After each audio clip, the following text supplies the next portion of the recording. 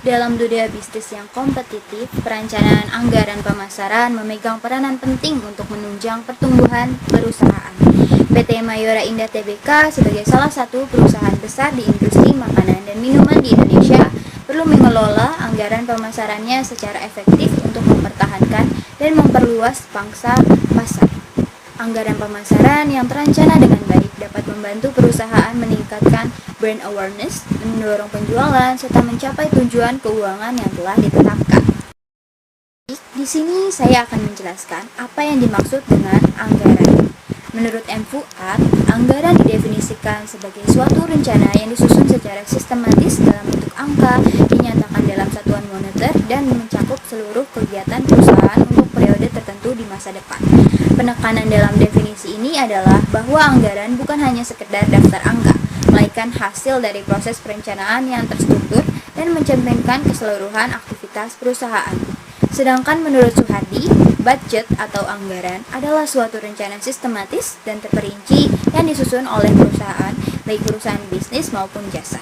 Rencana yang dinyatakan secara kuantitatif, yaitu dalam bentuk unit moneter seperti rupiah, dolar, ataupun dalam bentuk satuan barang atau jasa yang berlaku. Sama seperti definisi sebelumnya, Suhardi juga menekankan bahwa anggaran harus berlaku untuk periode tertentu di masa depan. Fungsi anggaran dalam perusahaan. Menurut Suhardi, anggaran memiliki beberapa fungsi penting dalam operasional perusahaan, yaitu akan saya lampirkan di sini. Yang pertama sebagai pedoman kerja perusahaan, lalu yang kedua ada sebagai perencanaan terpadu, yang ketiga ada sebagai alat pengkoordinasian kerja, yang keempat ada sebagai alat pengawasan kerja, dan yang kelima adalah sebagai alat evaluasi perusahaan. Lalu saya akan menjelaskan definisi anggaran pemasaran menurut para ahli. Menurut M. Munandar, anggaran biaya pemasaran adalah sebuah budget yang disusun secara sistematis dan terperinci, yang merencanakan semua biaya pemasaran yang akan ditanggung oleh perusahaan dari waktu ke waktu, biasanya dari bulan ke bulan, selama periode tertentu di masa mendatang. Anggaran ini menjadi pedoman penting bagi perusahaan dalam mengendalikan dan mengalokasikan dana untuk aktivitas pemasaran secara efektif. Lalu dengan definisi pemasaran, menurut M. Munandar, mendefinisikan bahwa sebagai seluruh biaya yang terjadi di dalam lingkungan bagian pemasaran, ini berarti bahwa semua pengeluaran yang berkaitan dengan upaya menjual produk atau jasa kepada konsumen masuk dalam kategori biaya pemasaran. Sedangkan menurut Mulyadi, pengertian biaya pemasaran dapat dibedakan menjadi dua. Dalam arti sempit, biaya pemasaran seringkali hanya diartikan sebagai biaya penjualan.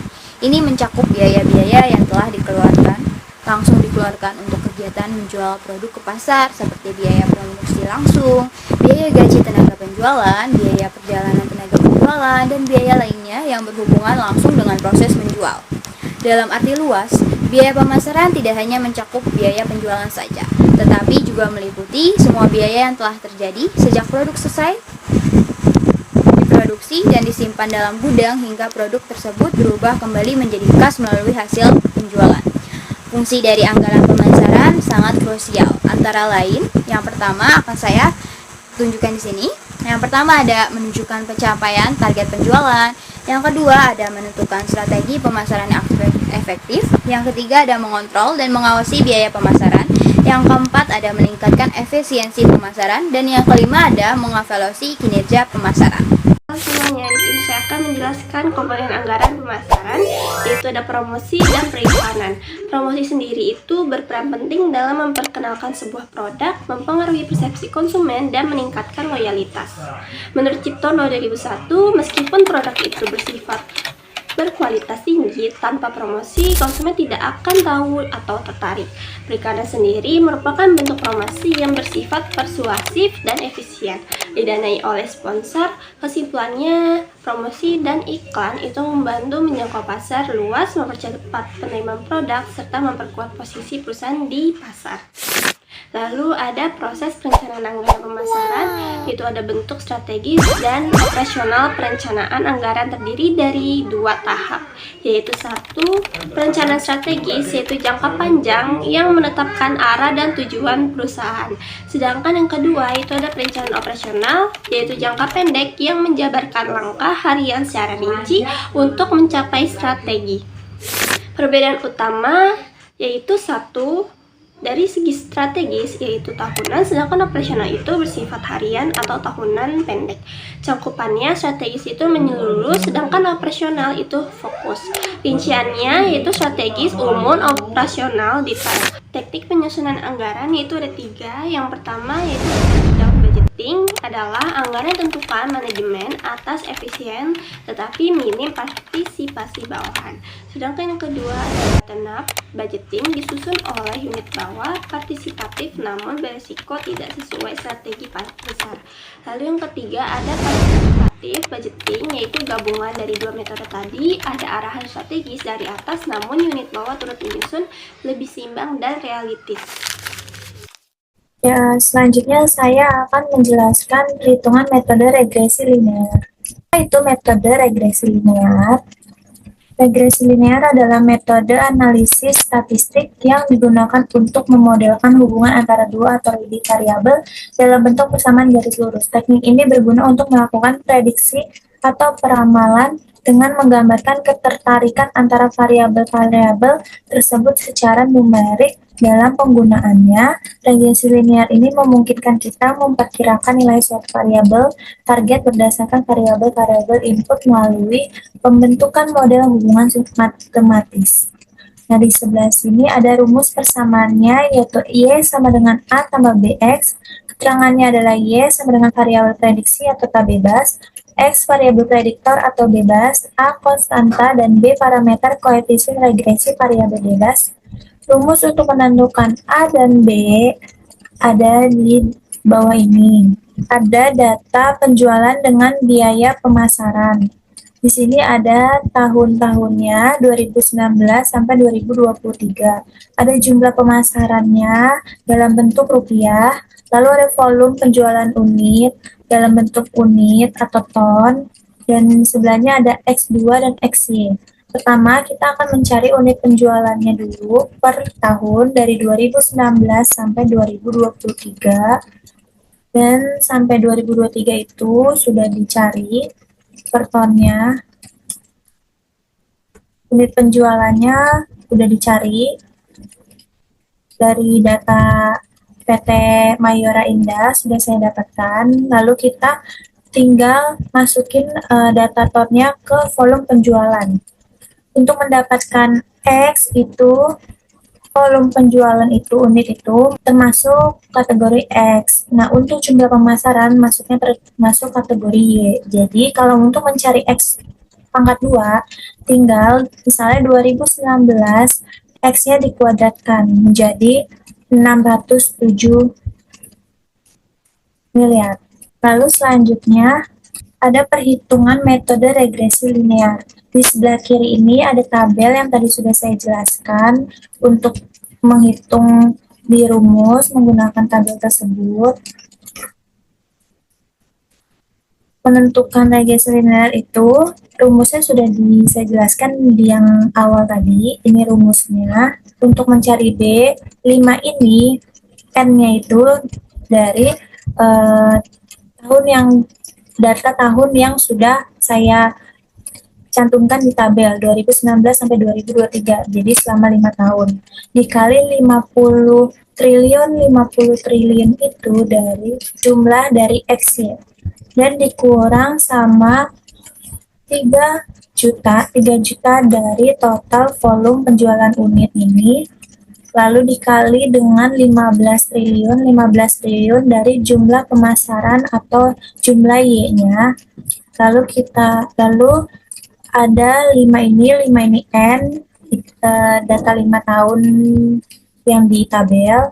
Lalu ada 10 triliun dari jumlah X kuadrat dikurang dengan jumlah X. Jumlah X-nya di sini ada volume penjualan unit 3 juta dikuadratkan. Lalu menghasilkan B 4.700 sekian, 427. Lalu selanjutnya menentukan konstanta intercept A dengan rumus A sama dengan Y dikurang BX. A sama dengan 3 triliun dikurang sama 4 juta ini dikali dengan 651.000. X-nya itu 651.000,6 menghasilkan A sebesar min 318,95. Jadi persamaan regresinya adalah 4.736 dikurang sama A-nya 318,95 kali X. Ini untuk persamaan regresi peramalan untuk tahun 2024.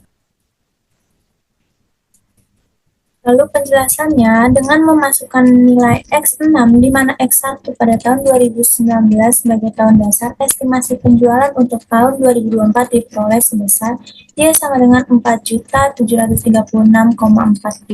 dikurang 318,95 kali X. X-nya itu kita masukkan untuk mencari peramalan tahun 2024 menjadi 6. Jadi 4.736 dikurang 1.914 dari perkalian 318,5 dikali 6 menghasilkan Y untuk tahun 2024 4.736. Dari analisis data anggaran pemasaran selama 5 tahun, terakhir 2019 sampai 2023, menggunakan metode regresi linear sederhana diperoleh persamaan garis regresi sebagai berikut. Ini persamaannya sudah kita dapatkan dengan A 4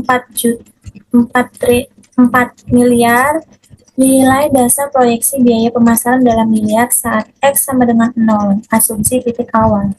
B sama dengan min 318,95 menunjukkan bahwa anggaran mengalami penurunan rata-rata sekitar 318,95 miliar per tahun.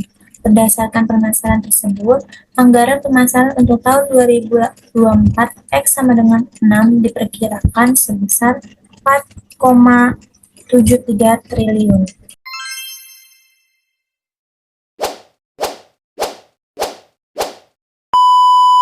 Dalam menyusun anggaran pemasaran, penting bagi perusahaan untuk memperkirakan tren penjualan di masa depan secara akurat. Salah satu metode yang dapat digunakan adalah metode trend moment, yaitu teknik statistik yang mengubah data historis menjadi sebuah garis tren. Berikut adalah rumus metode trend moment, yaitu Y sama dengan A ditambah BX. Y ini adalah nilai tren atau variabel yang akan diramalkan. Untuk A ini adalah bilangan konstan, B adalah koefisien garis tren, X ini indeks waktu. Untuk mencari nilai A dan B, diperlukan penyelesaian menggunakan metode substitusi dan metode eliminasi. Adapun persamaannya yaitu sigma Y sama dengan A dikali N tambah B dikali sigma X. Sigma XY sama dengan A dikali sigma X ditambah B dikali sigma X kuadrat. Sigma Y ini adalah jumlah dari data pemasaran. Sigma X adalah jumlah dari periode waktu. Sigma XY adalah jumlah dari data pemasaran dikali dengan periode waktu. N ini adalah jumlah data. Di sini ada tabel perhitungannya. Ada kolom tahun, jumlah pemasaran, volume penjualan, XY, dan X kuadrat. Ini untuk tahun dan jumlah pemasaran ini kita masukin aja datanya. Kemudian untuk volume penjualan kita tulis 0, 1, 2, 3, 4. Untuk XY, cara mencarinya yaitu kolom Y dikali dengan kolom X. Maka didapat hasilnya segini. Untuk X kuadrat yaitu kolom X dikali dengan pangkat 2. Ini kita jumlahkan, maka dapatnya segini. Kemudian untuk rumusnya, untuk mencari A dan B ini, caranya sigma Y sama dengan N dikali A tambah B dikali sigma X. Sigma Y ini kita ambil dari sini. Nih. Kemudian untuk N ini kita ambil ini pada 5 tahun. Kemudian untuk sigma X itu dari sini 10. Jadi ininya ini. Kemudian untuk sigma XY sama dengan A dikali sigma X tambah B dikali sigma X kuadrat. Nah, sigma XY ini kita ambil dari ini, jumlah ini. Kemudian untuk sigma X itu ini. Dan untuk sigma X kuadrat yang ini. Nah, ini kita eliminasi. Dengan caranya yaitu dikali 2, kita samakan ininya. Nah, didapat nilai B-nya itu sebesar minus 266.533.575.517 rupiah. Selanjutnya ini kita substitusi ke persamaan yang pertama. Nah, ini karena tadi nilai B-nya udah dapat, jadi kita tinggal masukin saja ke dalam ini persamaannya. Nah, ini ditambah 10 dikali ini, dapatnya segini. Kemudian ini kita pindah ruas menjadi ditambah. Nah, ini kita tambah, dapat hasilnya segini. Nah, untuk ini kita bagi 5 karena untuk mencari nilai A. Jadi nilai A ini hasilnya sebesar 3.614.577.661.083 rupiah. Karena udah didapat nilai A dan B-nya, maka kita masukkan ke rumus metode trend momennya, yaitu Y sama dengan A tambah B kali BX. Nah, ini kita masukin aja, maka didapat nilai Y-nya ini sebesar 2.285.883.498 rupiah. Artinya, anggaran pemasaran diperkirakan menurun menjadi sekitar 2,29 triliun pada tahun 2024. Hasil estimasi ini hampir mendekati realisasi aktual anggaran pemasaran tahun 2023 yang tercatat sekitar 2,5 triliun, dengan selisih hanya sekitar 214 miliar lebih rendah.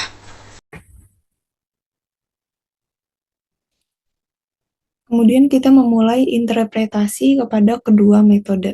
Kita menggunakan dua metode, yaitu metode regresi linear sederhana dan metode trend moment pada penelitian kita kali ini untuk mentaksir biaya pemasaran di tahun 2024. Pada metode trend moment, versi ini kita menggunakan nilai X yang dimulai dari 0. X sama dengan 0 hingga X sama dengan 4 untuk 5 tahun data kita, 2019 sampai dengan 2023. Metode ini lebih mudah diterapkan karena tidak memerlukan penyesuaian terhadap titik tengah waktu. Namun metode ini juga lebih rentan terpengaruh oleh data awal, misalnya jika ada nilai ekstrim pada tahun 2019 dan 2020. Pada perhitungan kami ini, metode menghasilkan estimasi anggaran pemasaran untuk tahun 2024, X sama dengan 5-nya adalah sebesar 2,29 triliun. Jika dibandingkan dengan realisasi aktual pada tahun 2024 pada laporan keuangan PT Mayora Indah yang sebenarnya adalah 2,5 triliun. Yang dapat disimpulkan selisih kami yaitu sekitar 214 miliar lebih rendah sehingga masih sangat mendekati dengan kenyataan. Namun demikian nilai tren tahunan atau koefisien B-nya justru menunjukkan angka negatif, yaitu sebesar minus 266 juta, yang artinya biaya pemasaran rata-rata menurun tiap tahun. Ini selaras dengan fakta bahwa setelah puncaknya di tahun 2020, biaya pemasaran Mayora memang terus menurun, maka meskipun metode ini tidak menggunakan distribusi yang simetris, hasilnya tetap realistis karena pola data memang menurun.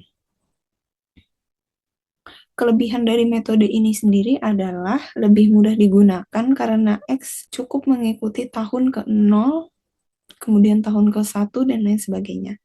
Kemudian tetap dapat menangkap tren menurun karena koefisien B dihitung dari real data.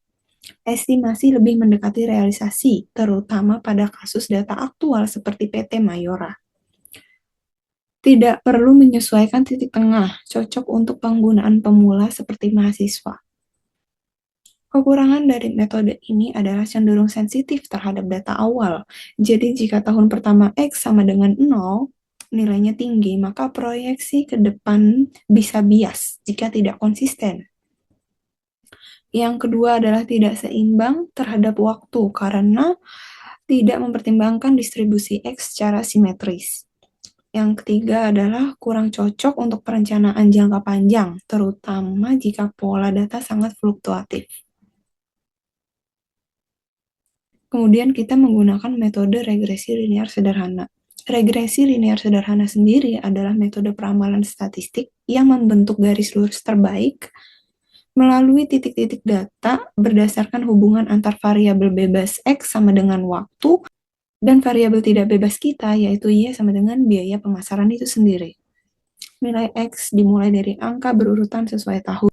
X sama dengan 1 untuk 2019, kemudian X sama dengan 2 untuk 2020, dan lain sebagainya.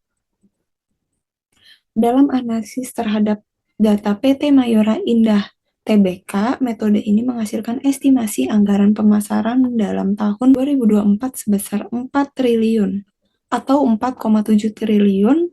Angka ini jauh lebih tinggi dari realisasi aktual, yaitu sebesar 2,5 triliun, dengan selisih 2,2 triliun lebih tinggi yang menunjukkan overestimasi secara signifikan.